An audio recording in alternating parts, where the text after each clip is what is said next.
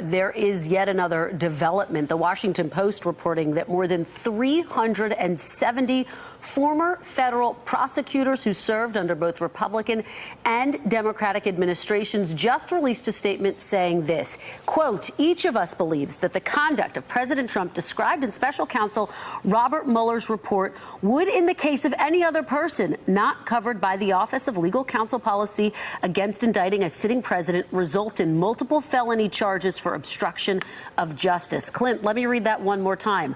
Multiple felony charges. How does this impact the debate that we're having right now?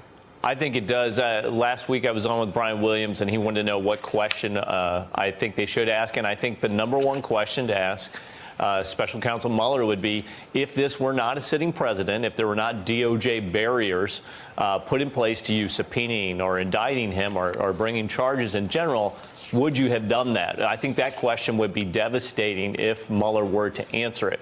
Now, I don't necessarily know that he will. He will probably say my job was not to make a decision in that case. But I think what you see in this article from the Washington Post is it's overwhelming. I think in any other circumstance, you look at any other American citizen, had they done these things, they would have been charged for obstruction.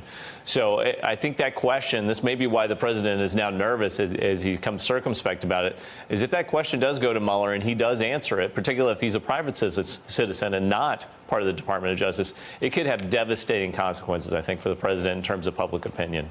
Hey there, I'm Chris Hayes from MSNBC. Thanks for watching MSNBC on YouTube. If you want to keep up to date with the videos we're putting out, you can click subscribe just below me or click over on this list to see lots of other great videos.